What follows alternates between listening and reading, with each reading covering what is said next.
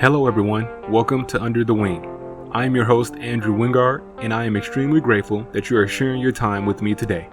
I am excited that I get the opportunity to share with you the experiences and stories from all walks of life. Gather around and let's begin.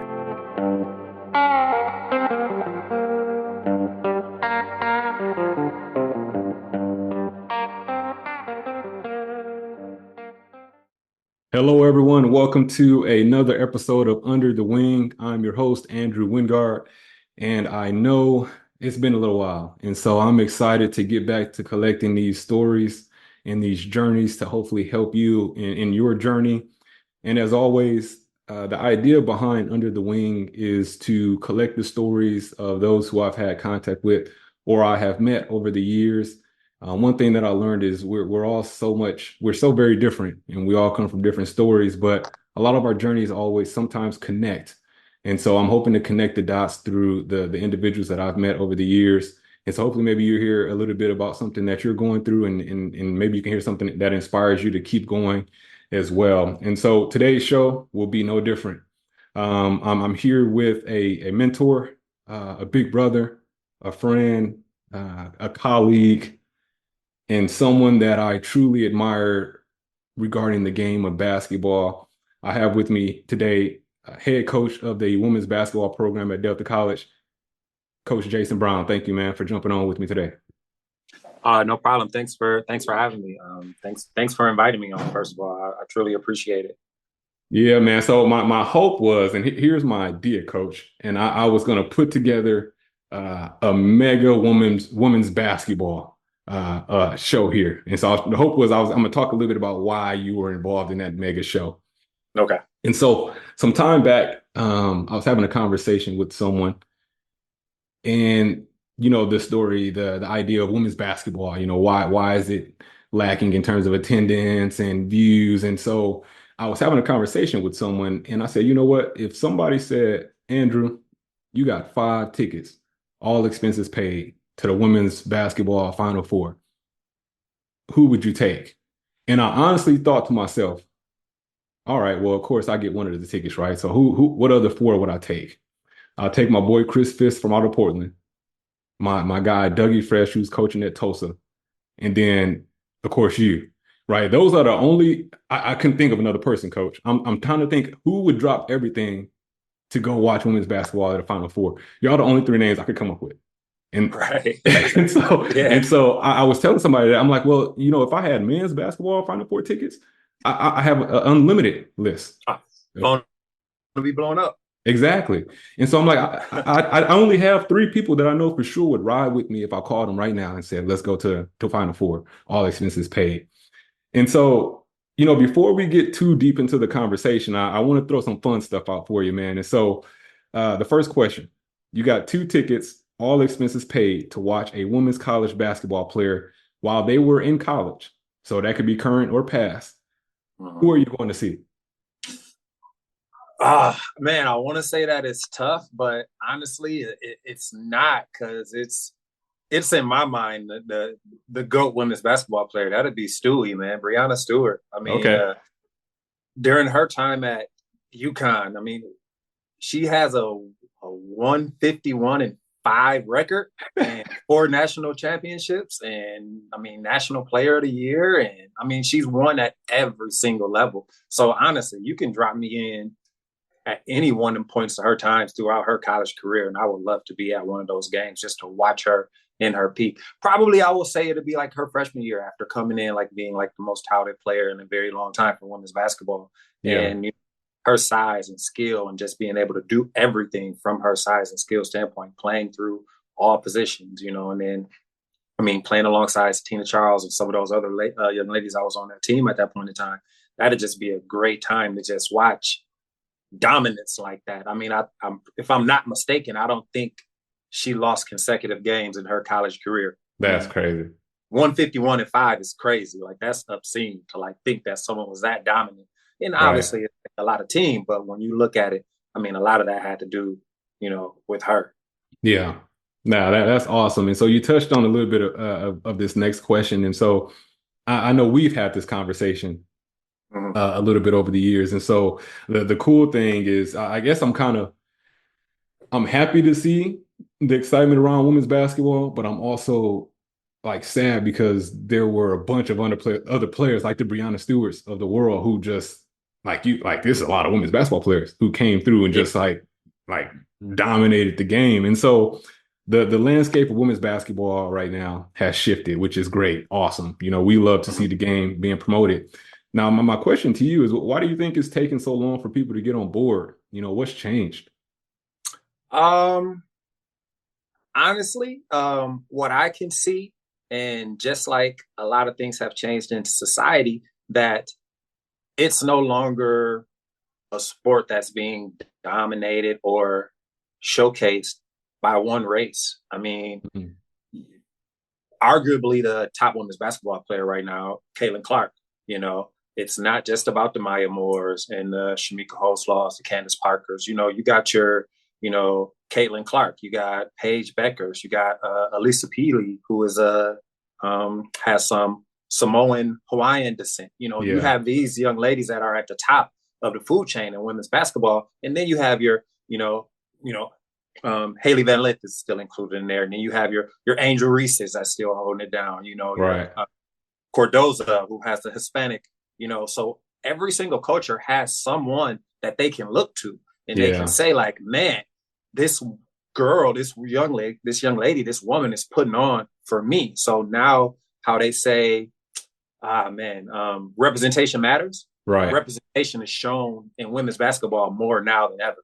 Yeah. So I think that's what's causing it to be give such a great turnaround. And anytime you can get somebody, definitely Kaylin is a huge reason to give such a huge boost in it. That's out there shooting from the logo, and you have young ladies that can emulate that. And she's not.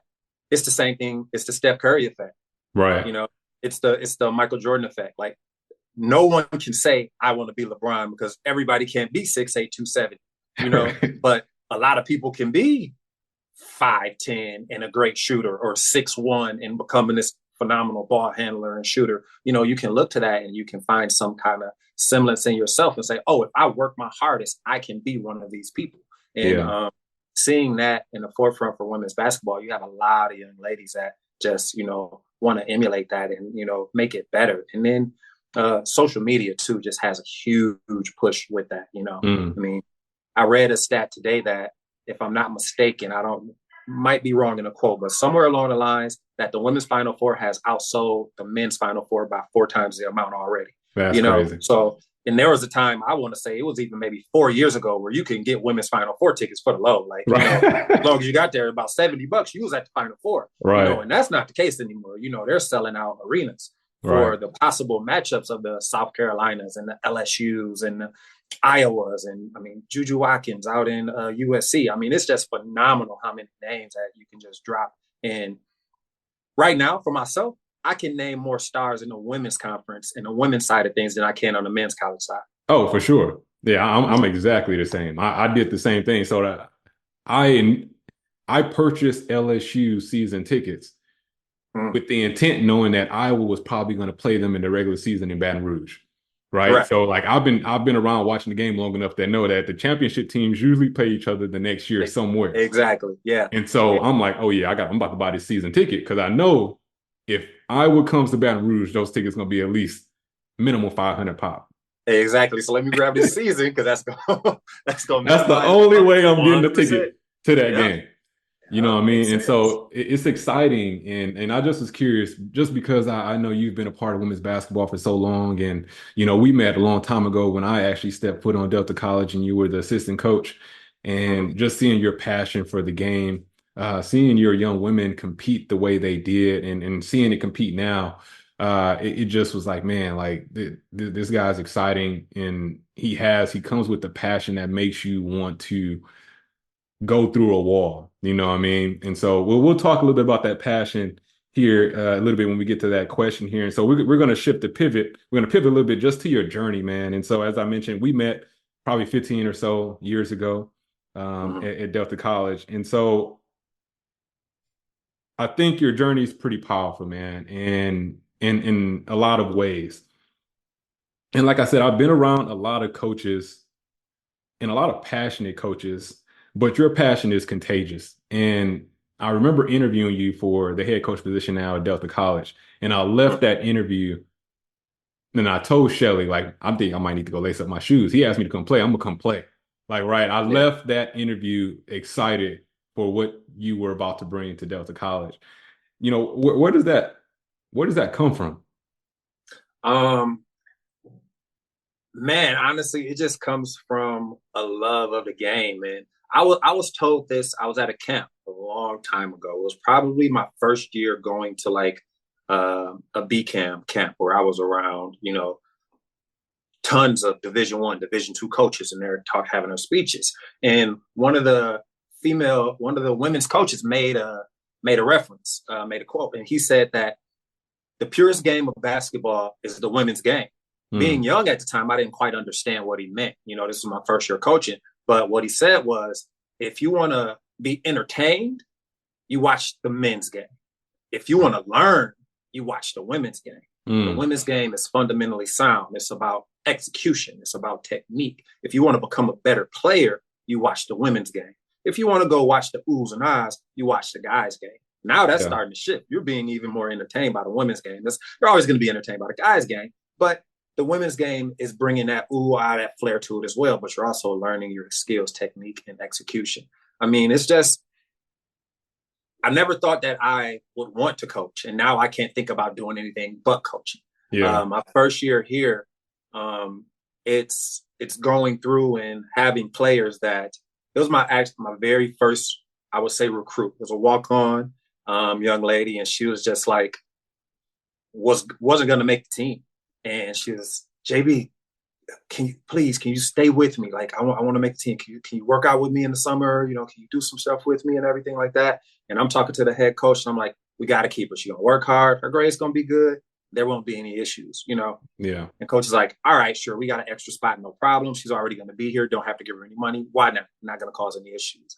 Uh, Helping out that young lady over the summer and her sticking to the things that I asked her to do, her committing herself to coming to the gym 4 to 5 days a week in her summer, putting in her work on the conditioning and the weight room and on the court. She went from a young lady that played maybe 15 minutes, you know, possibly 15 minutes a game here or there when other girls, other reasons, her first year, to a young lady that we couldn't take off the court her second year, was a defensive all team member her second year, was a team captain her second year.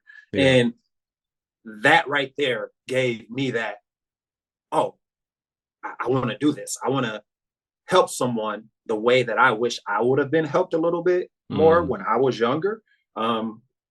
So just seeing that spark and seeing that growth in that individual just made me want to continue to do that more. And it's almost that, like you said, that run through a wall. Coaching guys, I never had that run through a wall feeling yeah. that I got when I was coaching women. You teach something to a woman, she wants to learn more. Right. You teach something to a guy, he still feels like he can do it more from an athletic standpoint. And that's not a knock. That's just our nature, just to be bigger, stronger, faster, out jump, outrun. You know, the simplistic, the simple part of the game. When you teach that and break that down to a woman, I've found that embrace the way that they take it a little bit better. And then now they come wanting more. Okay, now what's the next step? Okay, now what's the Right. next? And they want to learn the counters, and then they want to learn the next counter, and then they want to learn the other options and steps. And that right there alone, after that first year, I was hooked. And it was just Mm, like, man, I can see myself doing this like as a career, like as something that I can follow throughout my life. wow. That's awesome. You mentioned that quote, which is refreshing because I told someone I love watching the end of women's basketball games more than the end of men's basketball games. Mm-hmm. And I don't know if they really understood that. And I was like, just watch the end of a women's game versus an end of a man's game. And personally, I feel that it's just run more efficiently in regards to end of game situations. And so my question to you, I want to piggyback off that a little bit. I'm gonna take a turn here. What does that look like when you're looking to establish the purest form of basketball game, technique, skill? What does that look like from your perspective as a coach when you're leading a women's basketball team? Kind of what does that look like from your end? On my end, that looks like that it's that execution. You may have not every women's team is going to have a go get a bucket type of individual. You know, Mm-hmm. you might have some shooters, you might have some scorers, you will have some young ladies that can break you down and do all these different things. But not everyone has that. But Right. all women's team has the sideline plays, the execution, you know, the things that set them up for it. I mean, if we look back, it was the South Carolina Tennessee game a couple weeks ago, Yep. and Cardoza hits the three at the top of the key.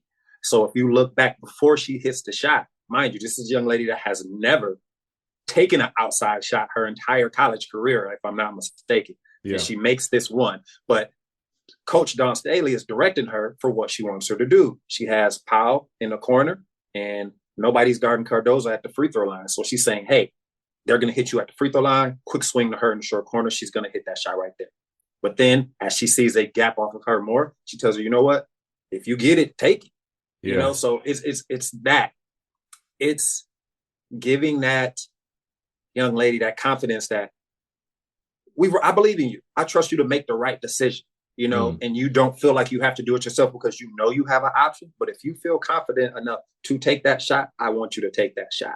You know, Yeah. and it's those things. It's that just that understanding and that growth and that, okay, I'm listening to my coach from here and I'm not shutting it out because I think I can just go do something else on my own. You know, it's that feeling. And that's what that purest form of the game is for me, because it's like when you let someone know that you trust their decision making, they feel more confident in their decision making. Yeah. So that's what it looks like to me. Gotcha. That's awesome, man. And so you're back at Delta. You're the head coach. You get hired. It's late summer. I think we put you got to campus, right? Was it late summer, early midsummer? Yeah. End of July. So you get there and you mentioned one thing. Don Staley trusted, I can't remember the center's name. Uh Trusted her, just shoot the ball. You get the ball, you shoot the ball. Right? You get there, you have one sophomore player that you haven't even met.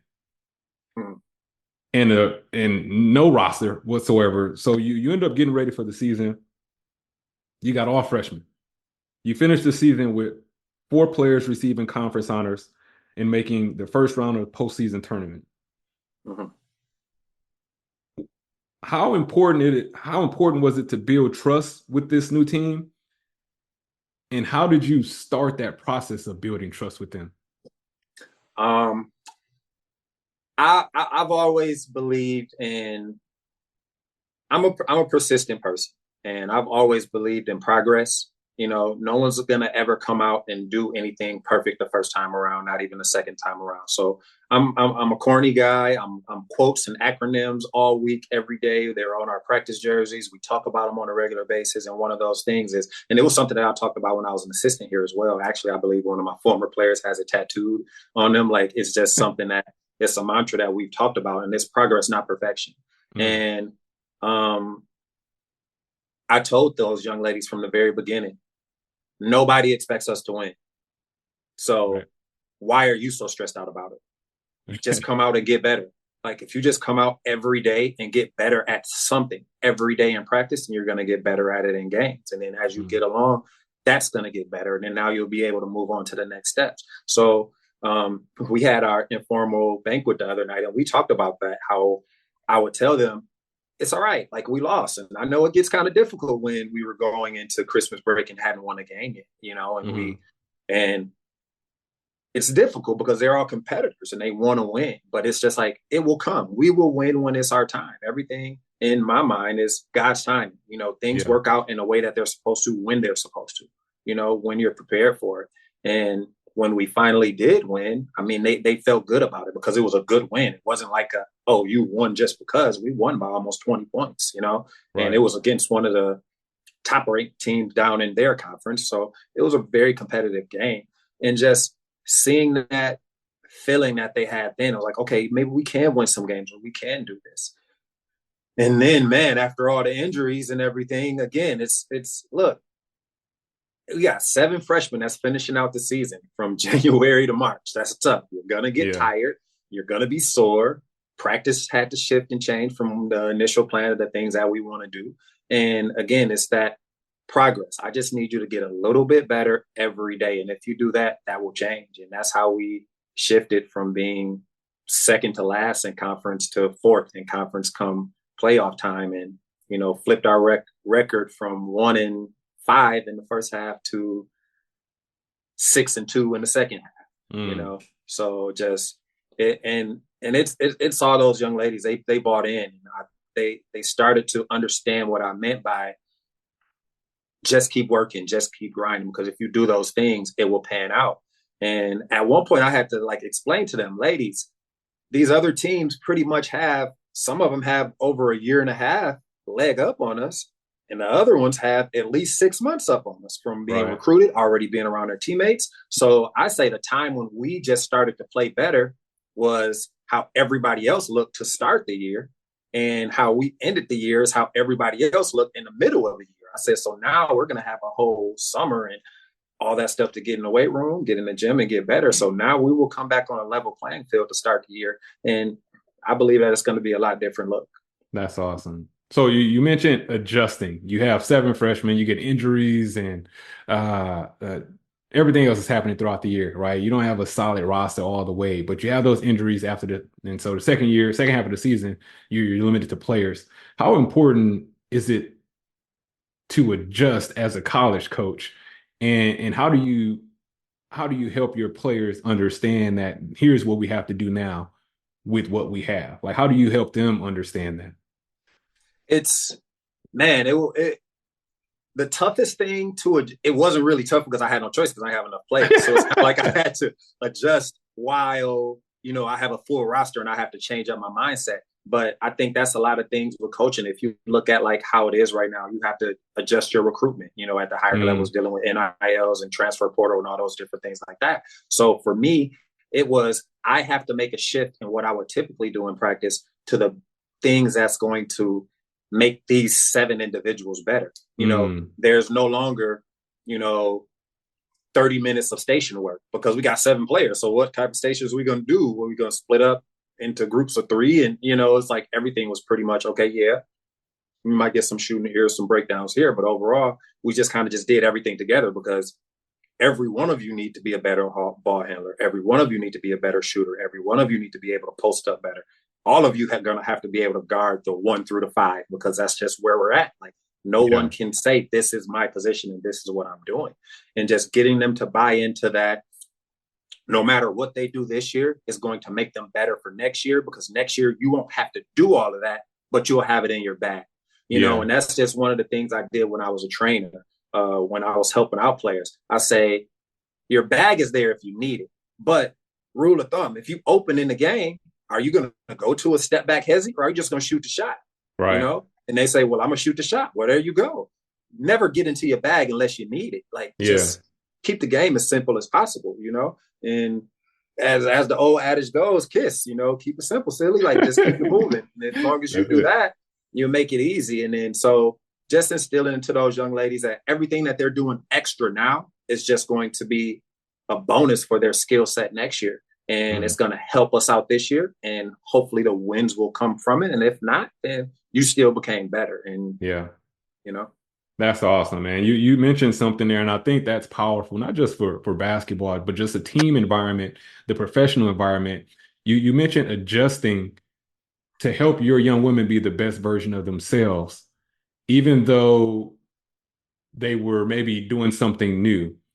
Your role was to help them adjust by putting them in the position to where they could be successful versus here's what I want you to do to be successful, but more so here's what we're going to do to make the team successful, and meeting them where they are as athletes. And I think that's important. And I'm glad you said that, because that's just not a basketball lesson that you're sharing there. That's a team professional lesson in meeting your players where they are and helping them be the best version. So that's pretty awesome.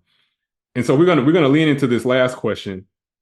As I mentioned at the beginning, I think your journey is extremely powerful, and you can help a lot of people walking through their journey. And so some may know, some may not. You're again, I met you, you're an assistant coach, but you applied for the women's head basketball coach position on more than one occasion. Correct. You didn't get the job on those occasions. Correct. So you finally get an interview last summer. You get locked in. Talk to me about that experience and how did you gather your strength to keep applying after being told no? Walk me through your emotions during that time when you finally hear when I'm sorry, walk me through your emotions during that time, when we hear we're going in a different direction. Oh man, let's see. You want the first time or the fourth time? Let's because it happened a lot. Um, Honest, I had a recruit on campus yesterday, and I was kind of telling her about that because she asked me about it because someone had mentioned it to her. Mhm. Um, the first time was probably the hardest, and it was not because I wasn't the head coach, because I was asked to come back to be the associate head, the title at Mm, which they changed that year, you know, for reasons. But I was asked to be the new head coach's associate head coach, mm, and I couldn't do it. And yeah. it wasn't. I wanted to, and that's the thing. I really, really wanted to, but as they say, if you don't stand for anything, you'll fall for everything. Yeah. However that quote goes. Um, After recruiting that whole team, with the head coach at that time, Coach Kelly Miller, knowing that she was going to retire after this year, she allowed me to do the entire recruiting for Oh, that wow. freshman class. So all those young ladies that came in, those were going to be my girls to have prep for a year and then have them ready. So pretty much giving me a head up on everybody else if someone else was to take on a new job. Right. Um, so I had already recruited that class that was there playing, and then I did all the recruiting for the class that was coming. That whole year was just me. You know, Wow. I had my team set. I also had already talked to some girls for the following year, did all the fundraising, was ready to go. And then similar to the situation from this year, it was late. It was towards the end of summer. And it was because of life situations and the predicament that I had put myself in. I had to finish my associate's degree. So that was a little bit of the apprehension, I believe, from the college, which is understandable. And once they hired a candidate and they told me, what was going to happen with it, I had a meeting with that head coach. And I told them, that it was nothing against her, nothing against administration. I was like, but I can't. So not getting it, I felt more hurt because I was walking away from those girls that I made a commitment to. Those Yeah. girls that I had already coached for a year, those girls that I had asked to come play for me that following year, I had already built those bonds and made those commitments with those young ladies. I mean, we were already in the summer workouts. We were already,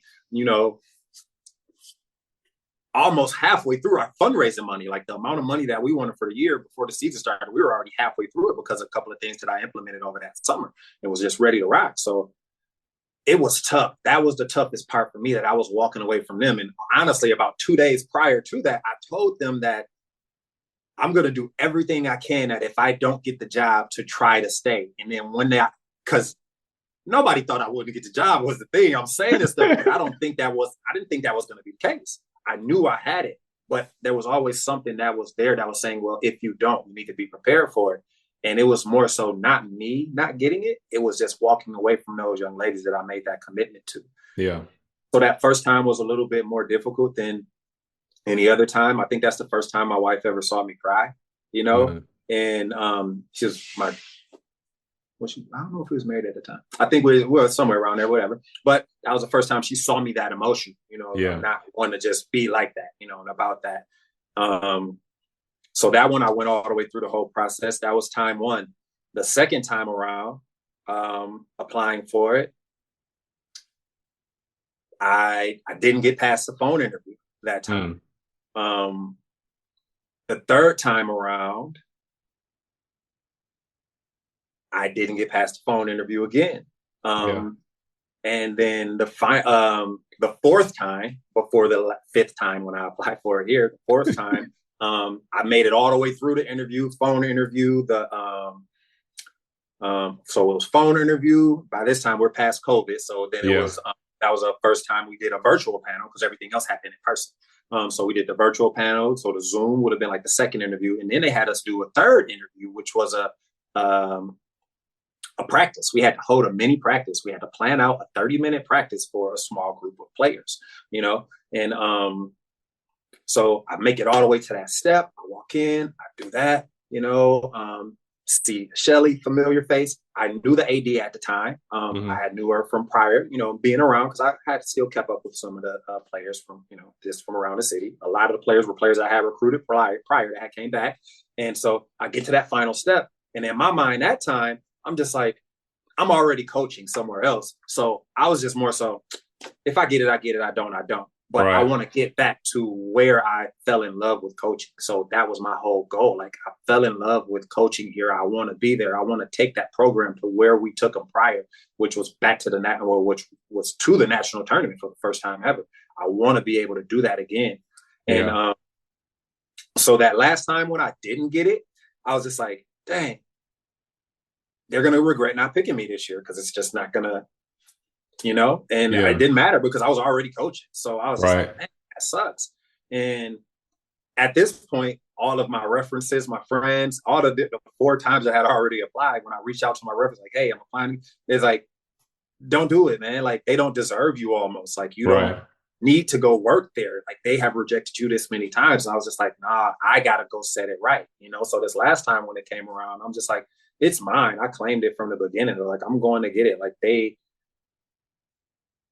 mind you, I said that so I got the job this last time around, which would have been my 5th time applying for it. So if we look back from 17 to 23, I am the 5th coach in 6 years. So if Wow. you look at that much turnover across that much time, that's not, that's too much turnover in a small amount of time, For sure. Absolutely.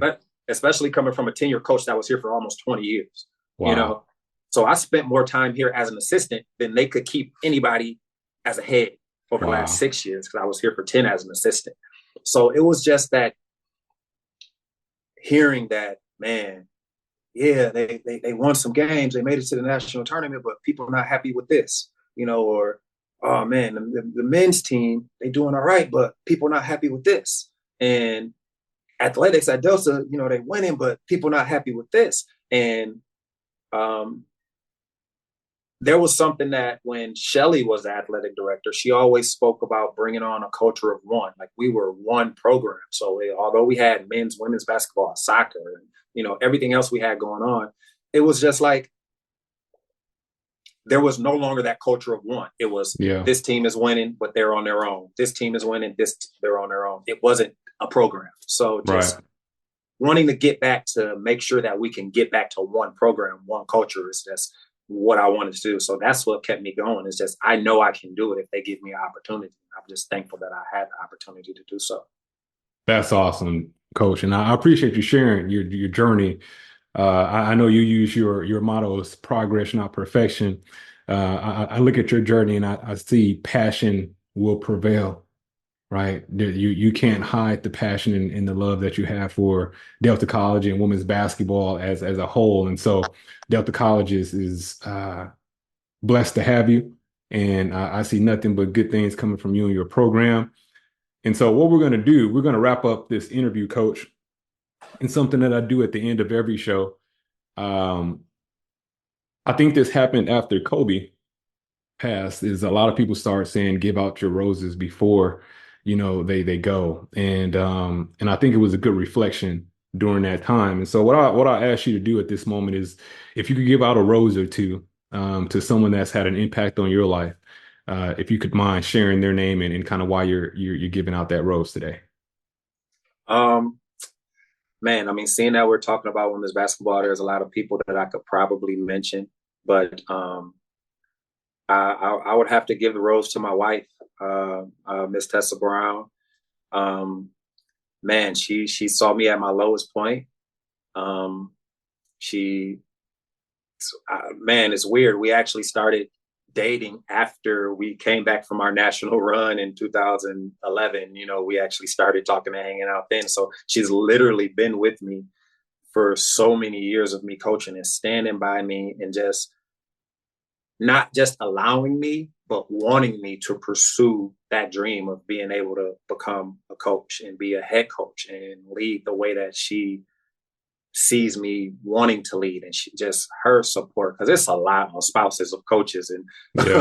it's a lot, it takes a lot, that's a lot of missed time away from my family and different gatherings and different things, but she supports me and she has never questioned me anytime that I decided to reapply or apply looking for other jobs. She's always been there and been supportive. So if I had a rose to give, I will give that rose to her because she deserves it Awesome. for all the time that she's given. Ms. Tessa, that rose is well deserved, and we all know that coaching life is a journey and a battle. So we appreciate all the wives and the spouses and the partners that do bear with coaches as they're on the road recruiting and traveling. And so, Coach Brown, it's been a pleasure, and I appreciate you jumping on the show with me today. All right, no problem. Thanks for having me. Anytime, man. Anytime. And if those Final Four tickets happen to come up, you already know. I already got you locked in, Coach. I'm sure Miss Tessa Brown would be okay with me going to the Final Four if that was the case. That's awesome, Coach. Well, I'll be in touch, and good luck this upcoming academic year, and looking forward to watching your success. All right, thank you. I appreciate it.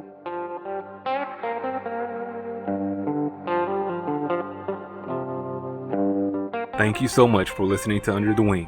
I hope you enjoyed the conversation. If you enjoyed today's show and you would like to support the podcast, tell a friend or two, share on social media, or leave a rating and review. You can follow me on Instagram at Under the Wing with Andrew. Again, thank you for listening, and I'll see you next time.